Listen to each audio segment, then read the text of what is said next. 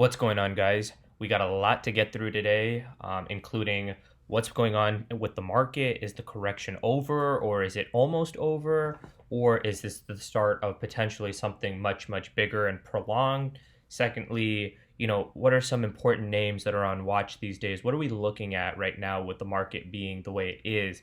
And thirdly, just basically looking at what kind of plays are there to be made with options, because as you guys know, we just trade options and it's been an incredible time to be trading because the volatility is incredibly high.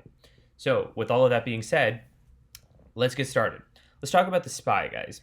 As you guys can see from this daily chart, we have a lot of these levels charted, but the SPY has been, pretty much on a downtrend for the last, I would say, probably week and a half to 2 weeks. And we haven't actually made that much of like the correction that we have so far is really not that drastic.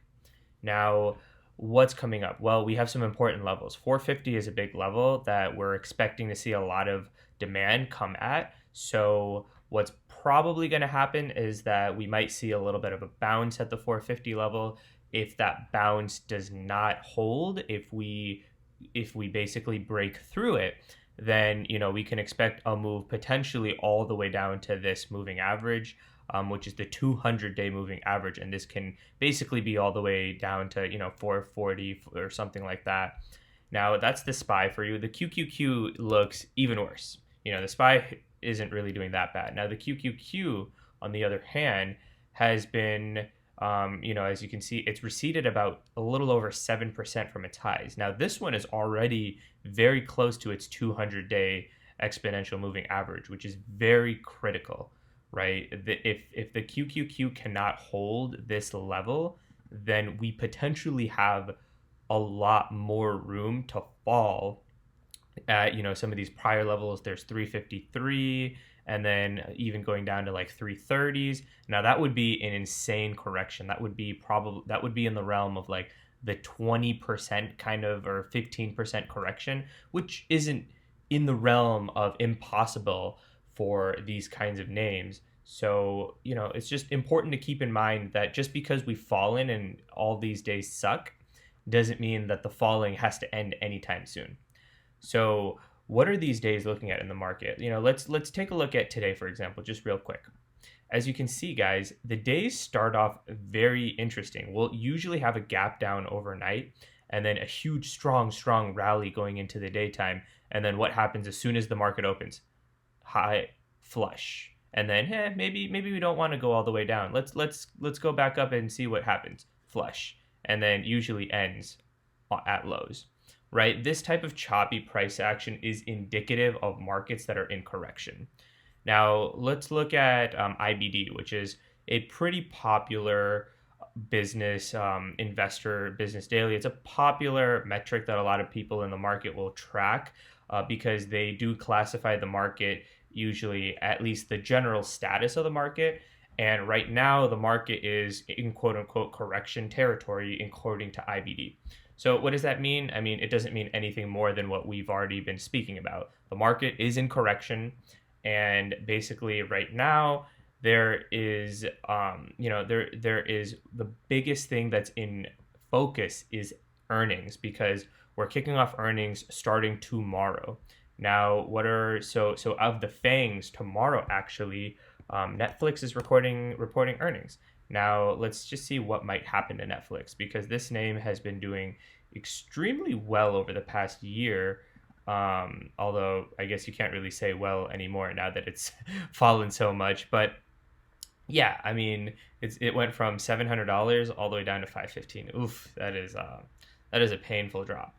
But again, this is one of those names that tends to underperform during earnings. So, typically we see that they kind of disappoint on either subscriber growth or revenue, or some kind of metric will throw its earnings off. So, we might try to gamble with some put options. Again, there's not going to be any kind of ridiculously heavy plays being made, because we know that the options, especially around earnings, do not end up being that lucrative. If we check out the options chain, you can see that it's extremely expensive to make any kind of play at the moment, right? The in the money options, like the calls, are about $16 to $17, and the puts are a little bit more expensive, about $20 to $21. Puts are more expensive, obviously, because the sentiment is bearish, right? But even if you want to go like 10% out of the money, you still got to pay some pretty hefty premiums. So we might try to potentially go for something like a 435 or 430 put, just to test the waters in case it has a huge flush down to like 420, because in that case, I mean, we would turn 60 or $70 into potentially 1,000, right? Now is that likely to happen? Probably not, but sometimes if you take a swing, you might actually hit it on you might hit a home run, right? So anyways, there's that. So now let's just take a look at some other names in the market that we just want to track. And let's talk about some names that are doing pretty interestingly bad, right? We want to talk about fintech specifically. Now let's look at one name that we really like, but the market seems to hate it: PayPal. Right, this name has been devastated. Look at this; it's hit a new 52-week low today at 172.60.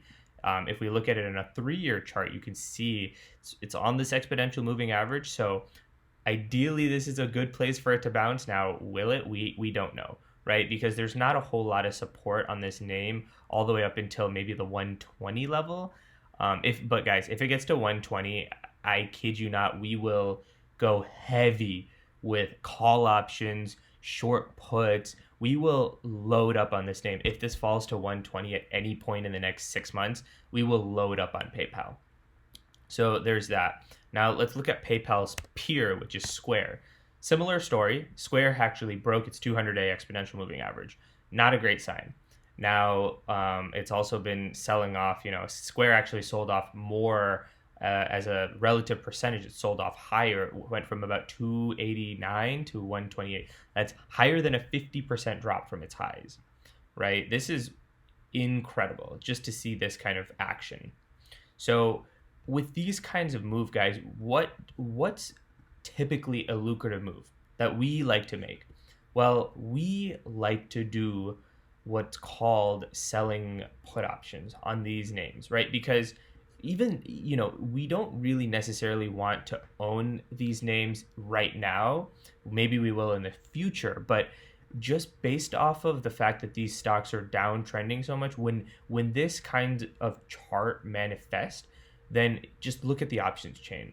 Let's take a look at some of these options and just see how much volatility is insane, right? I can sell a $90 put right now, which is about this is for February 18th. I can sell a $90 put, which is about over $35 out of the money. It's about almost $40 out of the money for Square, and collect almost probably 75 cents in premium.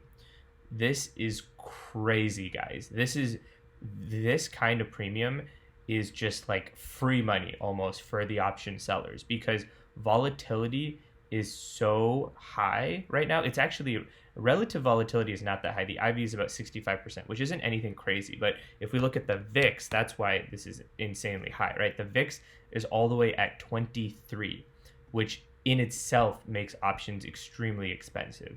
Now, I mean, obviously 23 isn't that high considering that it has been at 35 recently, and 37 in some cases. So we might still have some more room to run on the VIX. Maybe it'll run to like 28 to 30, which is totally fine. But believe us, we will be loading up on put options. Just Square, again, let's remind you guys, it's at 128, and we can sell puts at $90 and collect almost 1%. If you guys have portfolio margin, then you can basically you basically get about a $900 buying power reduction on this kind of trade, which is almost a 10% return on your money over the course of a month based off of the buying power reduction using portfolio margin. That is insane. Now, what's kind of happening now for the next few days, right, in the market? We are basically going to be one, selling put options if the VIX continues to go up, because that is a great play. Two, we're going to probably be a little bit careful when we look at like the QQQ and SPY. We right now, again, this doesn't look that bad, right? But things can get really bad really quickly, right? We haven't seen a really terrible sell off in a really long time, right? And that's just because, I mean, we haven't had any kind of big fear come in. But right, like, let's look at this COVID crash. Not saying that this is going to happen, or that this could manifest anytime soon, but we drop from 230 to 160, right? Like, these kinds of large corrections can happen. Why is this correction happening?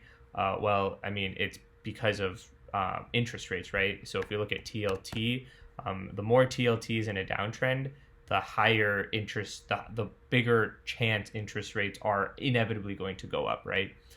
So that is something that's very important to consider.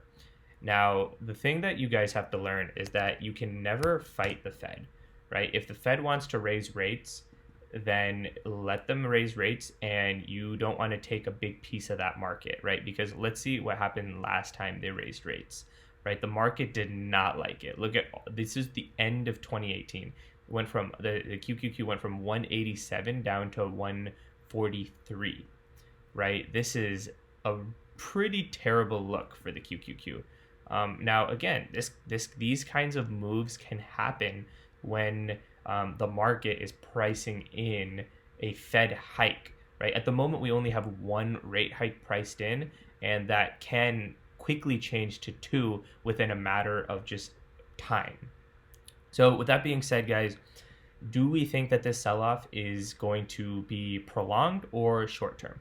The answer is it depends, right? Typically, these buy the dip opportunities of like these small corrections like this one, and this one, they're all short-lived, right? These all get consumed within a matter of a few days or a couple of weeks, and then the pain is over, right? So a lot of these buy the dippers that are on YouTube especially are just talking about like, hey, I'm buying the dip, I'm buying the dip, I'm buying the dip. And it's worked very consistently, right? Like history tells us that buying the dip works. Now, the only thing that you have to look at is, when does buying the dip not work? It doesn't work when you legitimately are transitioning into a potential bear market, right? Are we in the phases of one of those? We don't know. It's too soon to tell. What we do know is that we do have to keep a very close eye on the QQQ, especially because that's been leading this sell-off. And if some of these larger cap names like Apple and Microsoft start showing signs of weakness, then we could potentially lose some critical levels on all of these major market indices, right? Because the indices are driven by these large cap tech stocks. So with all that being said, guys, we still have largely an optimistic market. Even with the rate hikes priced in, things are most likely going to be okay. But the only thing that is probably a good idea, and obviously none of this counts as financial advice that we mention, but what we are doing personally is we're not loading the boat just yet. We're taking small, but we're basically just taking small positions here and there, and we're not going to be loading the boat on anything until we see some sort of major transition come in. So with that being said, guys, thank you so much for watching. Please like and subscribe, and consider joining our community. We're just getting started, and we already have over 500 members. So if you want to see some more and learn about options trading, then please feel free to join us at madoptions.com.